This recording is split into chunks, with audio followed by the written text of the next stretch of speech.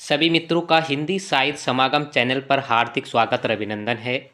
मित्रों, जैसे कि आपको मालूम होगा, हिंदी साहित्य समागम चैनल के माध्यम से आप TGT, PGT, Uttarakhand LT lecturer, साथ ही अन्य राज्यों के जो भी टीजीटी, पीजीटी का एग्ज़ाम होगा और नेट या सेट या स्लेट या उत्तराखंड जो यू सेट का एग्ज़ाम होगा, आप इस चैनल के माध्यम से अपने तैयारी को बल दे सकते हैं। और इसी कड़ी में हमने देखा था इससे पूर्व जो वीडियो हम लाए थे उपन्यास का, तो उपन्यासों का विवरण इस चैनल के माध्यम से दिया था जो सिलेबस में लगे हैं यू सेट उत्तराखंड।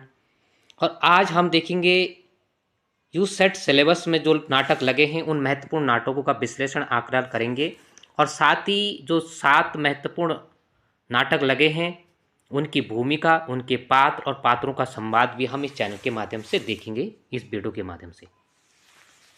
तो पहले हम देखते हैं कि कौन कौन से नाटक यू सेट के सिलेबस में लगे हुए हैं। अंधेर नगरी 1881 की रचना है। प्रहसन इस नाटक को कहा जाता है और 6 अंकों में यह विभाजित है। भारतेंदु जी का यह प्रसिद्ध नाटक है। ठीक है, इसके साथ ही दूसरा नाटक है भारत दुर्दशा। भारत दुर्दशा का जो प्रकाशन वर्ष है 1880 है। इसको लाश या राशक नाटक भी कहा जाता है। कई बार डायरेक्ट क्वेश्चन पूछा जाता है कि अंधेर नगरी की किस प्रकार का नाटक है और भारत दुर्दशा किस प्रकार का नाटक है। तो आप इसीलिए मैंने इन महत्वपूर्ण बिंदु को जोड़ा है। तो जो अंधेर नगरी है उसको प्रसान नाटक कहा जाता है और जो भारत दुर्दशा है उसको राशक और लाश, पॉइंट याद कर लेना, लाश नाटक भी उसको कहा जाता है। दोनों अंक भी पूछा जाता है। ठीक है, अंधेर नगरी में 6 अंक हैं जबकि भारत दुर्दशा में भी 6 अंक हैं। अब देखते हैं चंद्रगुप्त। चंद्रगुप्त जयशंकर प्रसाद का प्रसिद्ध नाटक है। 1931 की रचना है यह नाटक है और यह 4 अंकों में विभाजित है। जयशंकर प्रसाद का दूसरा नाटक लगा हुआ है यू सेट में, ध्रुव स्वामिनी। 1933 की यह नाटक प्रकाशन वर्ष है और 3 अंकों में यह विभाजित है जयशंकर प्रसाद का यह नाटक। अगला नाटक हम देखेंगे आधे अधूरे। यह मोहन राकेश का नाटक है और आधे अधूरे जो नाटक है यह प्रकाशन वर्ष 1969 की यह रचना है, नाटक है। तो इसका भी हम भूमिका आगे पढ़ेंगे। अंधा युग काफ़ी प्रसिद्ध है, लोकप्रिय है। अब अंधा युग में कहीं पर हमें 55, कहीं पर 54 देना है। 54 हमें प्रकाशन वर्ष की तिथि या तिथि मिलती है, तो आप इस पॉइंट को नोट कर लेना। 5 अंकों में विभाजित है और धर्मवीर भारती का यह अंधा युग काफ़ी लोकप्रिय प्रसिद्ध नाटक है। 8वां सर्ग, यह नेट में नहीं लगा हुआ है परंतु यू सेट में इसका यह दिया गया है उत्तराखंड। तो 8वां सर्ग इसका सुरेंद्र वर्मा का है और इसका प्रकाशन वर्ष 1975 का है। इस जो नाटक है इसको पहले हत्या शीर्षक से जाना जाता है। हत्या शीर्षक से यह प्रकाशित हुआ और किस में हुआ? कथा पत्रिका में प्रकाशित हुआ। आ सकता है क्योंकि ये 7 नाटक आपके सिलेबस में लगे हुए हैं। इसके अतिरिक्त भी आपको पढ़ने होंगे, परंतु इन 7 नाटकों में पूर्व में भी मैं कह चुका हूं, जैसे मैंने उपन्यास में भी आपको बताया था, आपको पहले प्रकाशन वर्ष, उसमें अंक, पात्र, नायक, खलनायक और नाटक की भूमिका, यह 4-5 महत्वपूर्ण तथ्यों को आपको नोट करना है। इसी प्रकार से क्वेश्चन इससे बाहर आएगा ही नहीं क्योंकि स्पेशली इसमें लगा हुआ है, नाटक लगे हुए हैं, उपन्यास लगे हुए हैं, कहानी, काव्य से, निबंध से, अतिरिक्त भी आएगा परंतु महत्वपूर्ण क्वेश्चन इन्हीं से बनेगा। ठीक है, साथ में इसके अतिरिक्त जैसे कि भारतेंदु के, तो भारतेंदु के दो प्रकार के जो हैं इनके क्या हैं? नाटक हैं और काफ़ी बार नाटक में काफ़ी प्रसिद्धि है। काव्य में इतनी प्रसिद्धि नहीं है भारतेंदु की जितने की प्रसिद्धि नाटक में है, और प्रसाद जी की भी। लेकिन प्रसाद जी की काव्य में भी काफ़ी प्रसिद्धि है, जैसे कि आप उनके देखते हैं आंसू, झरना, कामायनी, लहर, काफ़ी प्रसिद्ध हैं। लेकिन प्रसाद भारतेंदु जी की उपलब्धि नाटक में काफ़ी प्रसिद्ध है। इनके दो प्रकार के नाटक पूछे जाते हैं, एक पूछा जाता है अनूदित, दूसरा पूछा जाता है मौखिक। अब अनूदित नाटक में जो अनुवाद किए गए हैं, रत्नावली, विद्या सुंदर, पाखंड विटंबना, धनंजय विजय, मुद्रा राक्षस, दुर्लभ बंधु, कर्पूर मंजरी, सत्यवादी हरिश्चंद्र, भारत जननी, यह इनके अनुदित नाटक हैं, यानी अनुवाद किए गए हैं। इनके मौखिक नाटक पहला कौन सा है? वैदेही हिंसा हिंसा न भवेत्, काफ़ी बार पूछा जाता है, लेक्चर 2021 में भी पूछा गया था। यहाँ भी प्रहसन नाटक है। अभी हमने देखा था अंधेर नगरी भी प्रहसन नाटक है, ठीक है। दूसरे इनका प्रेम जोगनी है, चंद्रावती है, भारत दुर्दशा, राशक या लाश नाटक भी कहा जाता है, नील देवी है, अंधेर नगरी है, सती प्रताप है। सती प्रताप इनका अधूरा नाटक है, ठीक है, जिसको राधा कृष्णदास ने पूरा किया था। अब हम देखते हैं कि यूजीसी नेट जो सिलेबस में लगे हुए हैं उन नाटकों का हम देखेंगे। यूजीसी नेट के जो सिलेबस में लगे हुए हैं, भारत दुर्दशा, अंधेर नगरी, स्कंदगुप्त प्रसाद का, चंद्रगुप्त, ध्रुव स्वामिनी। चंद्रगुप्त और ध्रुव स्वामिनी यू सेट में भी लगे हुए हैं, लेकिन स्कंदगुप्त यू सेट में नहीं लगा हुआ है। सिंदूर की होली काफ़ी प्रसिद्ध नाटक है, 1934 का है, लक्ष्मी नारायण मिश्र का है। लक्ष्मी नारायण मिश्र के भी नाटक पूछे जाते हैं। एक लक्ष्मी नारायण लाल है, एक लक्ष्मी नारायण मिश्र हैं और एक लक्ष्मी नारायण शर्मा है। यह समस्या नाटक के लिए जाने जाते हैं और लक्ष्मी नारायण लाल जो हैं इनकी काफ़ी प्रसिद्ध नाटक हैं, ठीक है। तो कन्फ्यूजन होता है, डायरेक्ट पहला ही क्वेश्चन। अब सेट कौन सा था जो हमारे पास सेट था, वो पिछले बार सी या कौन सा सेट था उसमें पहला ही क्वेश्चन इस प्रकार का बना हुआ था। तो लाल और मिश्र में काफ़ी बार कन्फ्यूजन हो जाता है, लेकिन दोनों की प्रसिद्धि है। यूजीसी नेट में मिश्र की रचना लगी हुई है, ठीक है। और इस समस्या नाटक के जनक माने जाते हैं, महत्वपूर्ण यह है, ठीक है। जबकि लक्ष्मी नारायण जो है समकालीन सामाजिक, ऐतिहासिक और मनोवैज्ञानिक नाटककार हैं, समकालीन, ठीक है। लेकिन उनके नाटक ज़्यादा प्रसिद्ध हैं लक्ष्मी नारायण लाल के, जैसे अंधा युग, मादा कैक्टस, तीन आंखों वाली मछली, सूखा सरोवर, ये गीति नाट्य है, नाटक बहुरंगी, मिस्टर अभिमन्यु, कर्फ्यू, दूसरा दरवाजा, अब्दुल्ला दीवाना, यक्ष प्रश्न, एक सत्य हरिश्चंद्र। अभी हमने देखा था सत्य हरिश्चंद्र किसका था? भारतेंदु का था। एक सत्य हरिश्चंद्र, सब रंग मोहभंग, राम की लड़ाई, यह काफ़ी प्रसिद्ध इनके हैं, ठीक है। और इससे ये क्वेश्चन बना था, इसलिए इसका विवरण मैंने दिया। तो अतिरिक्त नाटक भी पूछा जाएगा, परंतु इन महत्वपूर्ण नाटकों पर आपको फोकस देना होगा। चंद्रगुप्त 31 की है, ध्रुव स्वामिनी 33 की है, सिंदूर की होली 34 की है, आगरा बाजार 54 की है, हबीब तनवीर की है। अंजू दीदी काफ़ी प्रसिद्ध है, मशीनी जीवन के बारे में वर्णन किया गया है कि आधुनिकता के बारे में, काम पर और काम से ही इनका जीवन जो है समाप्त हो जाता है। उपेंद्र नाथ अश्क की है, आषाढ़ का एक दिन, काफ़ी लोकप्रिय नाटक है, मोहन राकेश का, और आधे अधूरा इसमें लगा हुआ है, जबकि आषाढ़ का एक दिन इनका ही नाटक काफ़ी प्रसिद्ध है। बकरी 1974 का है, सर्वेश्वर दयाल सक्सेना, काफ़ी प्रसिद्ध है बकरी नाटक भी, और आधुनिकता को लेकर यह काफ़ी प्रसिद्ध नाटक है, ठीक है। इसमें जो है आज़ादी के बाद की जो भारतीय नैतिक मूल्यों में गांधी वाली मूल्यों का जो हर्ष हुआ है, उस पर व्यंग्यात्मक चित्रण किया गया है, ठीक है। और दूसरा, कई बार इसमें पूछा जाता है कि यह कौन सी शैली, तो फारसी शैली का नाटक का घोल है इसमें, ठीक है। और लोक शैली में भी लिखने वाला जनवादी नाटक कहा जाता है इसको, सक्सेना जी को। एक द्रोणाचार्य काफी प्रसिद्ध है, ठीक है। अब देखो नाटक के तत्व कई बार पूछा जाता है, जैसे पिछले बार अल्टी में एक क्वेश्चन पूछा गया था।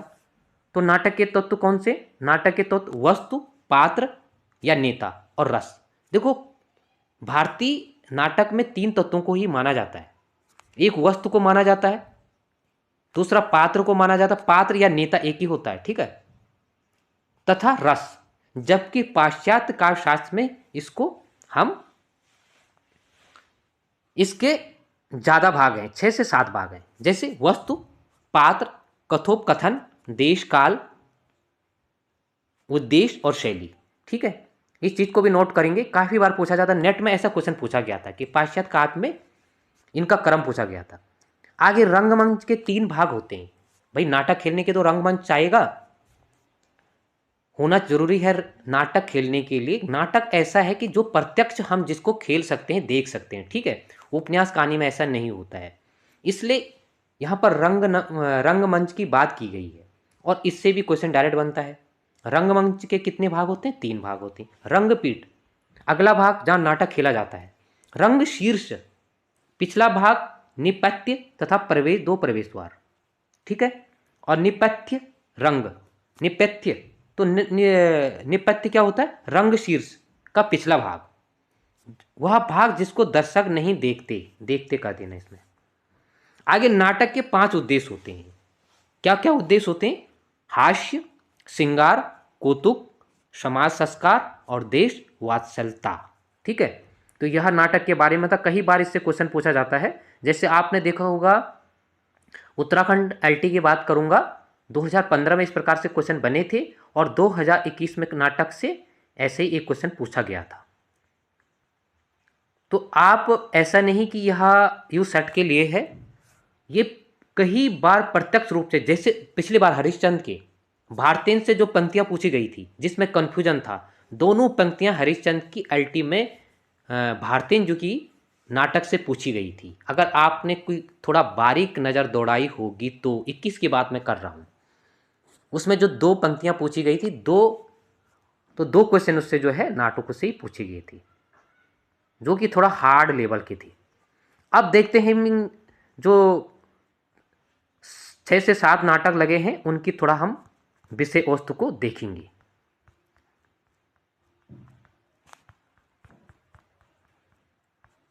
भारतेंद्र हरिश्चंद्र, अंधेर नगरी, जैसे कि पूर्व में हम चर्चा कर चुके हैं। कब की रचना है? 1900 इसमें 1800 दिया है, इसको थोड़ा सही कर देना हम लोग। देखो कई बार इससे मिस्टेक हो जाती है। और जो ये बुक का पेज है, यह दृष्टि IS जिसके हर्ता कर्ता विकास दीप कीर्ति हैं, उनकी बुक है यह, उनकी संस्थान की।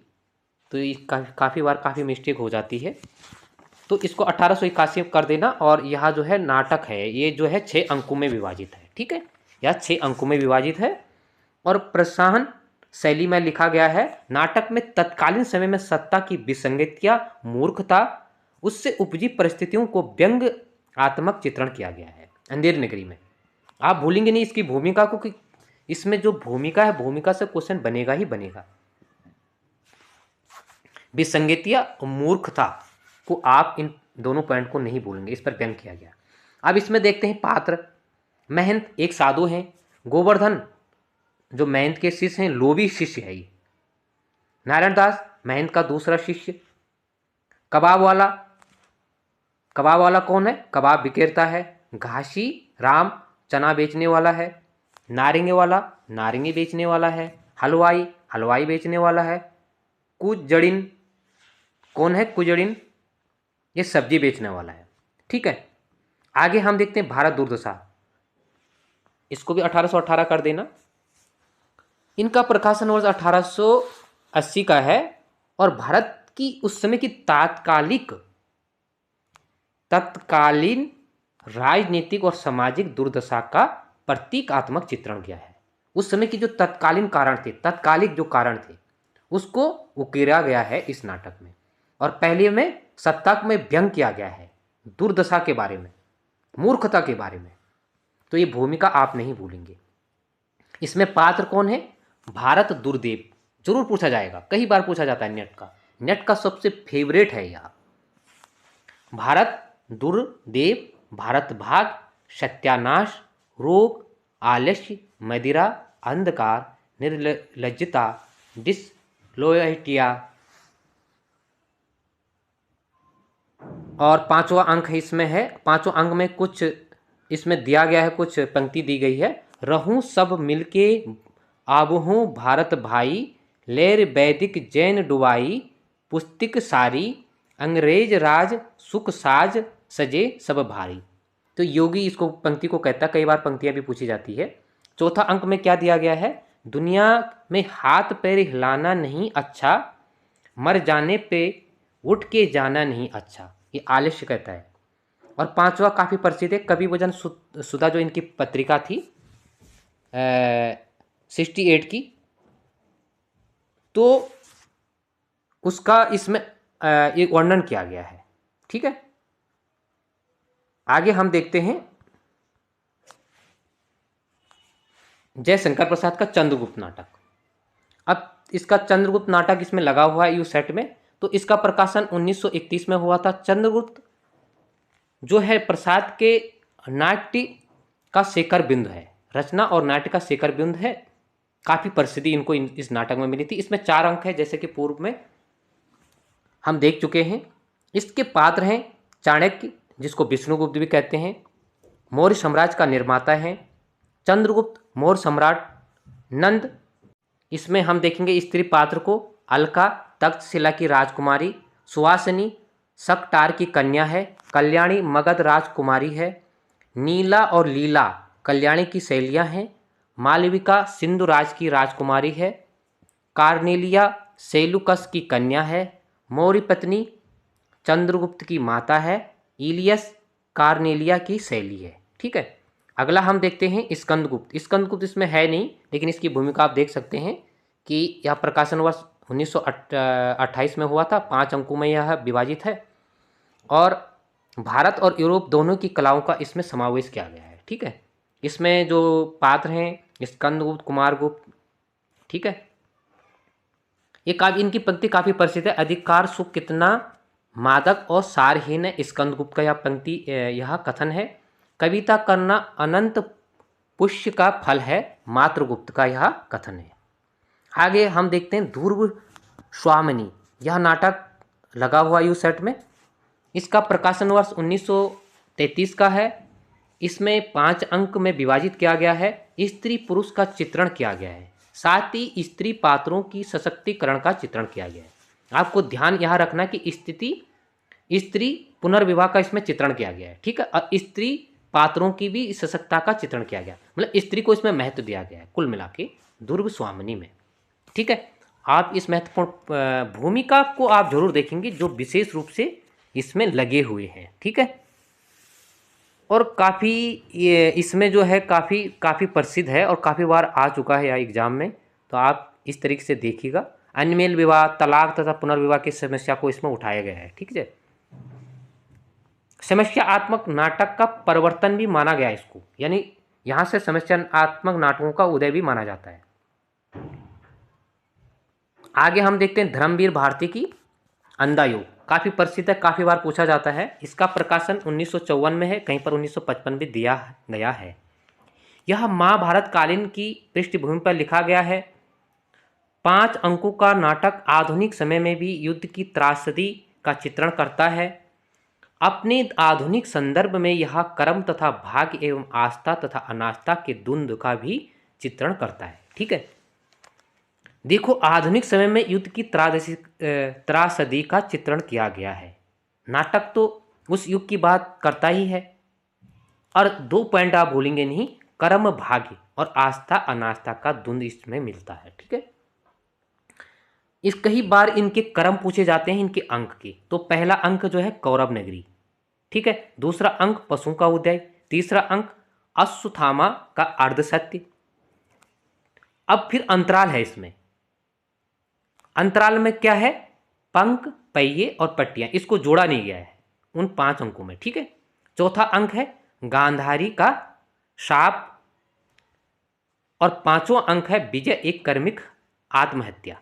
ठीक है, और लास्ट में समापन। तो समापन को भी अंक में जोड़ा नहीं गया, समापन और फर्स्ट वाला और बीच में अंतराल वाला। समापन में क्या, प्रभु की मृत्यु हो जाती है कृष्ण की।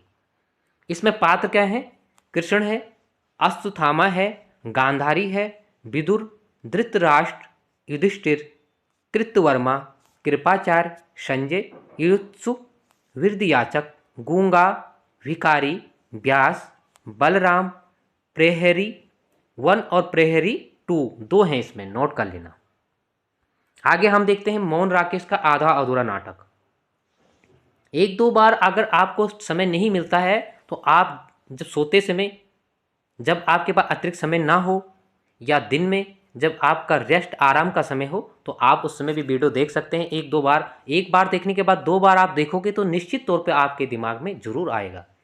लेकिन आप सोचोगे एक बार ही देख के सब कुछ आ जाएगा, तो यह संभव नहीं हो सकता है।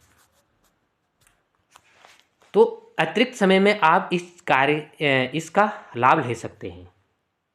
आधे अधूरे नाटक इसमें सिलेबस में लगा हुआ है। प्रकाशन वर्ष 1969 का है। नाटक में स्त्री पुरुष संबंधों का दाम्पत्य संबंधों के खोखलेपन तथा पारिवारिक विघटन की जीवन परिस्थितियों को दर्शाने वाला नाटक है। ठीक है। आधे अधूरा नाटक क्या है? स्त्री पुरुष के दंपति और खोखलेपन के पारिवारिक विघटन को दर्शाया गया है इसमें। इस महत्वपूर्ण पॉइंट को नहीं भूलेंगे आप। ठीक है। आधे अधूरे नाटक का इस महत्वपूर्ण पॉइंट। अब देखते हैं इसमें पात्र। देखो, काला सूट वाला आदमी जो कि पुरुष एक, काला सूट वाला आदमी कई बार पूछा जाता है। पुरुष एक, पुरुष दो, पुरुष तीन, पुरुष चार में यह भूमिका यानी रूल निभाता अपना, क्योंकि एक नाटक है। ठीक है। अभी समझ में नहीं आ रहा होगा, एक बार दो बार देखना जरूर, समझ में आ जाएगा। देखो, पुरुष एक कौन है? पुरुष एक के रूप में वेशांतर पतलून और कमीज वाला, एक पतलून है और कमीज किसने पहनी है? महेंद्र नाथ ने। पुरुष दो, पतलून और बंद गले का कोट। ठीक है। पुरुष तीन कौन है? पतलून टी शर्ट जगमोहन ने पहनी है। पुरुष चार के रूप में कौन है? पतलून के साथ पुराना कोट का लंबा कोट, ये जुनेजा ने पहना हुआ। ठीक है। स्त्री उम्र में 40 वर्ष की छूती सावित्री, उसकी उम्र कितनी है? 4 वर्ष। बड़ी लड़की 20 वर्ष से ऊपर नहीं, बिन्नी, बिन्नी की उम्र कितनी है? 20 वर्ष। छोटी लड़की उम्र 12 और 13 के बीच में, यानी 13 वर्ष, किन्नी। ठीक है। लड़का उम्र 21 के आसपास, अशोक, अशोक की उम्र कितनी है? 21 वर्ष। तो आप भूलेंगे नहीं, ऐसा आ सकता है कि उम्र में मिलान करने के लिए भी आ सकता है। जैसे सावित्री 40, बिन्नी 20, किन्नी 13, अशोक 21। ठीक है। आगे आषाढ़ का एक दिन, ये नाटक इसमें लगा हुआ नहीं है, आधे अधूरे ही नाटक लगा हुआ है, लेकिन इसकी भूमिका तुम देख सकते हैं। देखो, इसमें कालिदास की सर्जनता का 3 अंकों में है और उसका चित्रण किया गया है।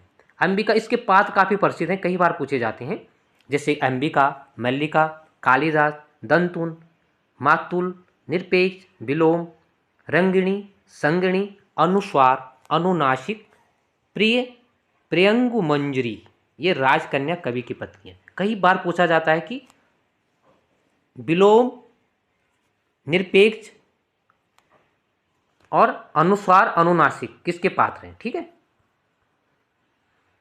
तो यह महत्वपूर्ण था, तो आप एक दो बार इसको देख लेना और अपने हिसाब से भी पढ़ लेना। इसके साथ ही जो इनके लगे हुए हैं, जैसे जयशंकर, अभी मैंने 13 से 14 नाटक भारतेंद्र के बताए थे। ठीक है।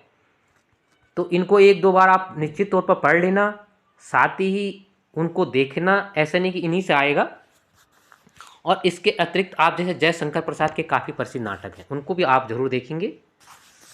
और जो नाटक है, नाटक का काल विभाजन जो है प्रसाद के नाम से होता है। प्रसाद पूर्व के नाटक, प्रसाद युग के नाटक और प्रसाद उत्तर युग के नाटक।